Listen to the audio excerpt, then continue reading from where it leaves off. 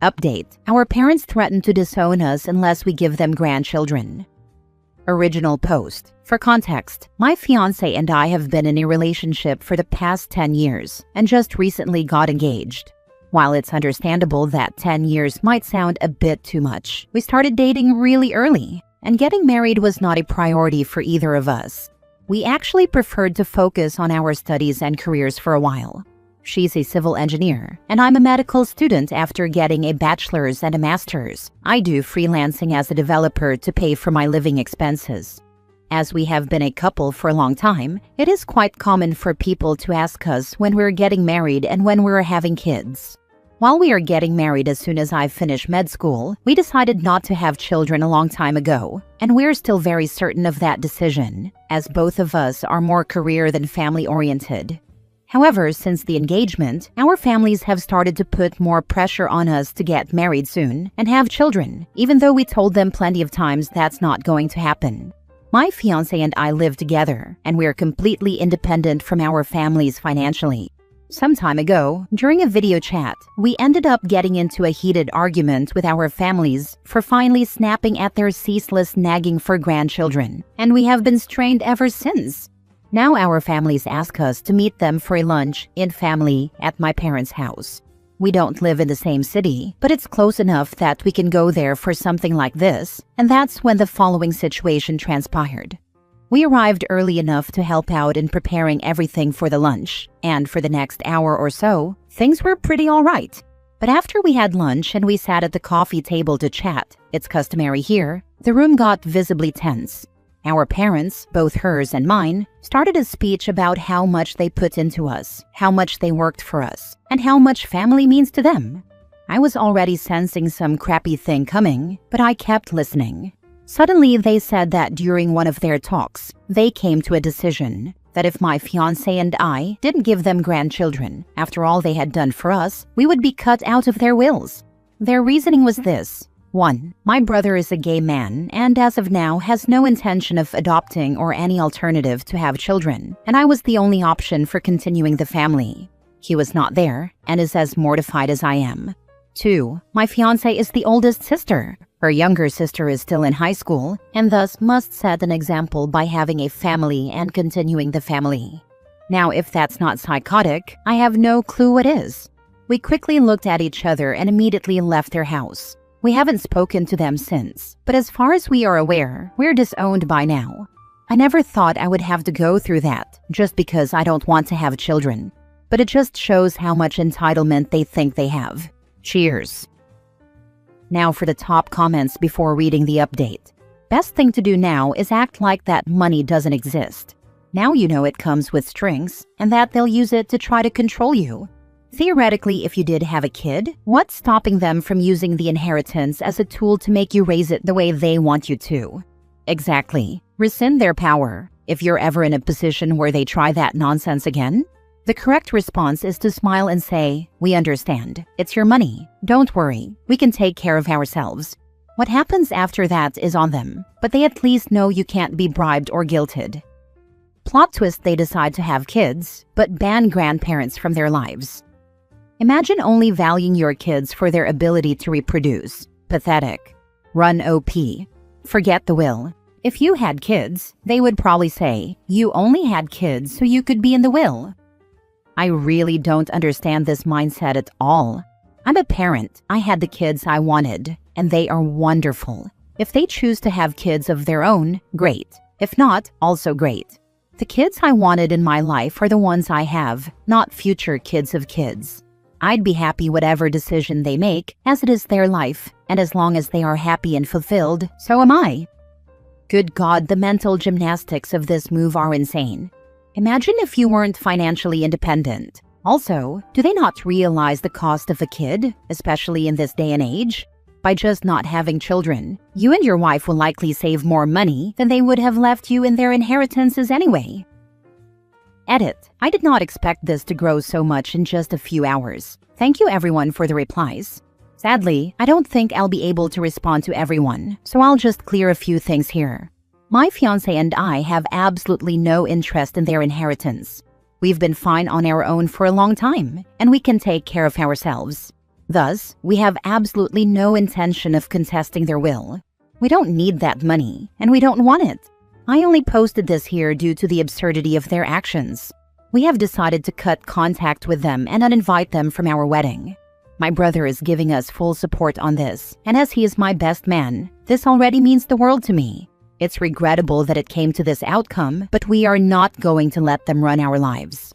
Some people ask us why we don't want to have kids. There are a few reasons for that, especially the fact that we are both extremely focused on our careers. Having a child is a responsibility to raise someone and give them the affection, lessons, and time needed. Neither of us wants to go through that just to birth someone.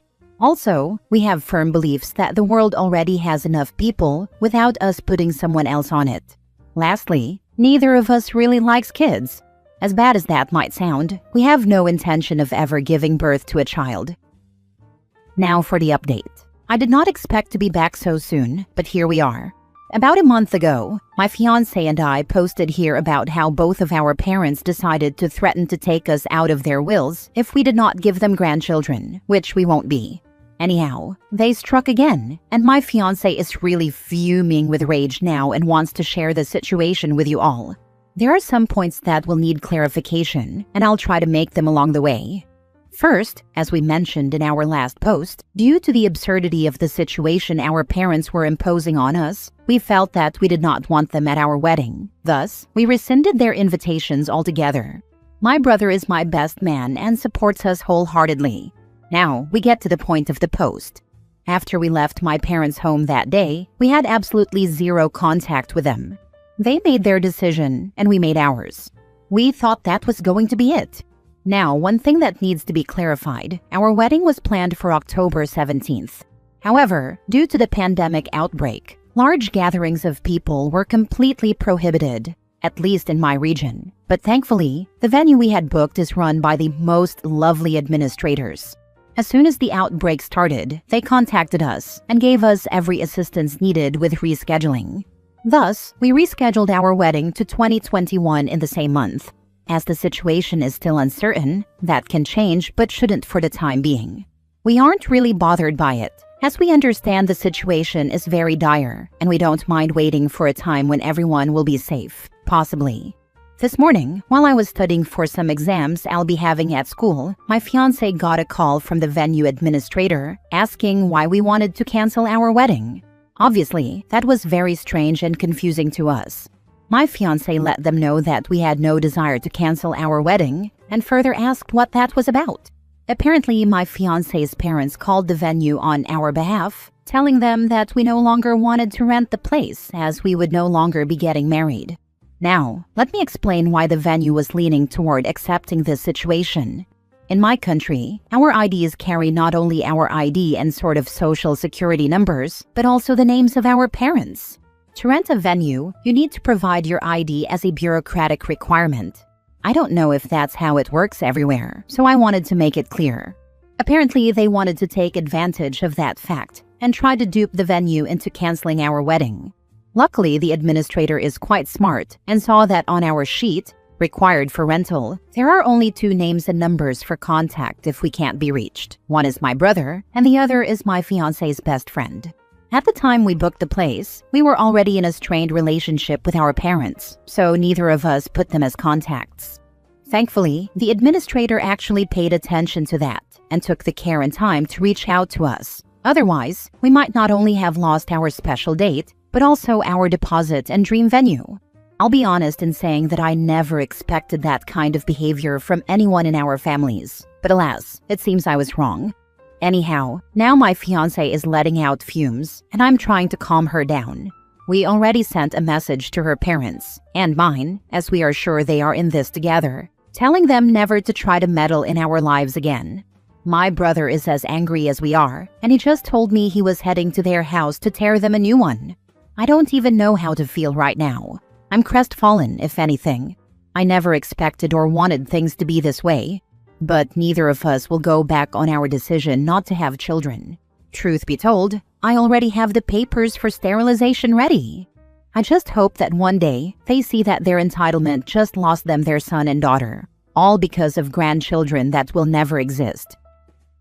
Edit. Thank you all for the nice replies. We really appreciate it. We just spent the whole afternoon calling all our services, making sure to create methods so this never happens again. It's taken care of, and thank you all for the advice. I don't really know what my brother told them as he went from there to his work. I did get a text from them complaining that we released our rabid dog on them, which is amusing to be honest, as my brother is a very calm person. We won't contact them again.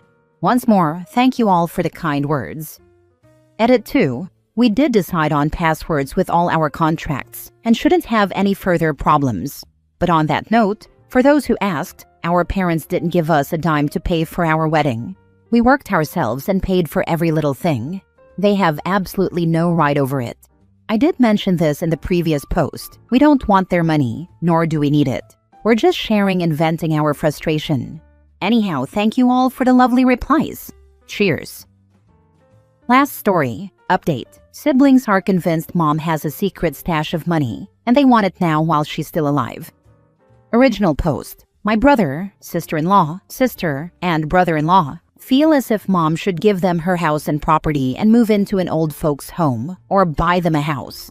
My mom is almost 80. She has all of her faculties about her. She is well educated and very spry. It's mostly my sister and brother causing all the trouble.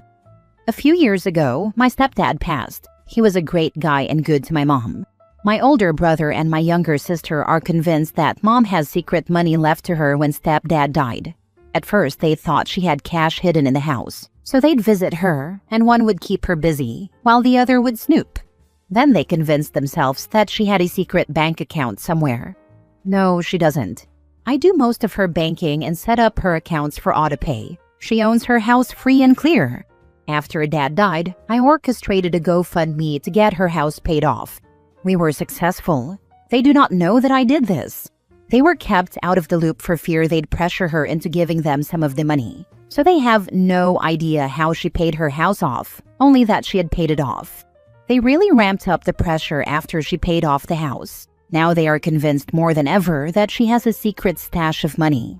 Then we told them about the GoFundMe for her house, hoping they would back off of mom. But they lost it.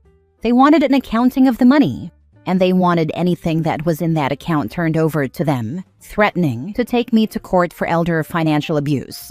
Now she only has to pay the monthly bills. I set up her AutoPay, so I know exactly how much money she has, enough to live but not to have any fun. So I pay her water and cell phone bills for her. I transfer the money to her account every month. They have each told her she needs to give them money for a down payment on a house since she refuses to give up her home of 35 years. If she won't give them any money, then give up an acre to them each. How are they entitled to her money? She receives less than $4,000 a month to live on. I cannot convince them that she doesn't have a secret bank account. The thing that they do not understand is that he is not our bio father, and he didn't raise us. They married when we were all out of the house. No matter how many times I point this out, they say that it doesn't matter since they called him dad.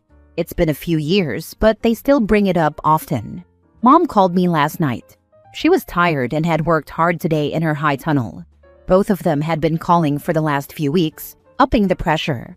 The last time they brought it up, they talked about splitting her house and property between the two of them, also mentioning her secret bank account. There are 5 siblings altogether. But since the other 3 are doing better than these 2, houses and careers, they think they are entitled to her home and property after she passes. What they do not know is that she left her house and 5 acres to an animal rescue and activist group that she is very active in. I know because I am the executor of the will. She has asked me not to tell them. How do I get them to back off of her without telling them there's not a snowball's chance in hell that they are getting anything? She does not want them to know about her will, for fear they will harass the animal rescue activist group. Now for the top comments before reading the update. I'd definitely talk to a lawyer. See if there's some kind of trust that will transfer the house and property to the animal rescue and still allow her to live in it until she passes.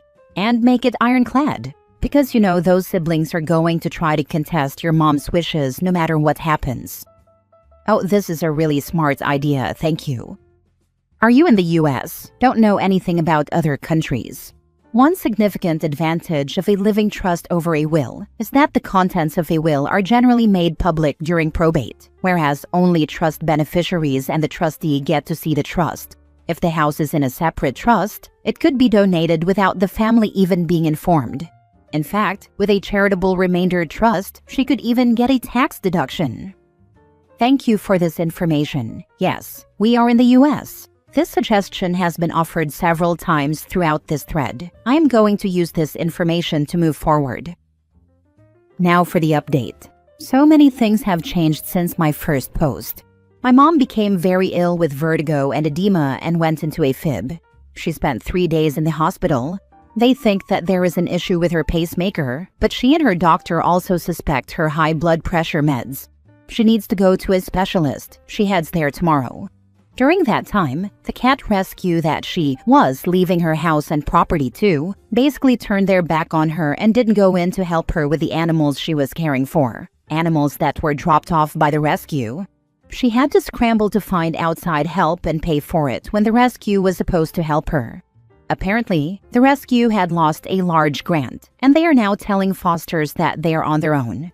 My mom is feisty, and that pissed her off, so she decided she's not leaving them the property and house anymore. She has decided to make me executor of the will, with a stipulation that I will sell the property and divide the proceeds among her grandkids and great-grandkids. I will follow her wishes to the letter. She has directed me not to tell any of them what she plans, to let them still think that it is going to a rescue. As for those of you asking about her income, she lives remotely in Alaska. Her closest store is 35 miles away, one way. If she wants a Walmart, she has to drive 70 miles one way. Her electricity alone is $600 to $800 a month, plus groceries are outrageous. She also has a lot of animals. They keep her alive and happy. She gives 10% to her church and another 10% to charities. She has to pay for car payments, auto insurance, house insurance, water bill, and gas for the truck. If there is anything left, she puts it on an account at the vet, so she has a buffer in case one of her animals needs care. You'll never convince them there wasn't a stash of money. If they can't find it while she's living, they'll accuse you of stealing it after she's gone. There is nothing that will tear apart a family faster than money. Mentioning, just because you don't explicitly mention it in your update, as executor, you don't get to decide where the money goes. The will needs to be updated to say that, and how, it is shared among children and grandchildren. Good luck. Thanks, she will stipulate. This brought back memories. After my mom died, my lazy, entitled, greedy, grasping sisters decided our mother had a hidden stash of money. Now I paid her phone bill, her internet bill, her life insurance bill, the tab if we went to a restaurant, and her credit cards. But yeah, okay, there's hidden money. I bought the groceries for Thanksgiving and Christmas dinners for years. She couldn't afford it, and when we floated the idea of all of us pitching in $10 each, my sister said if she had to pay to eat at her mother's house, she wouldn't come. I met with the lawyer and set up her banking, so I knew there was no stash. And yet, they believed their own fantasy so strongly that they took screwdrivers and pliers to tear apart the interior of her car, thinking cash was somehow hidden in the upholstery. They're idiots. Still,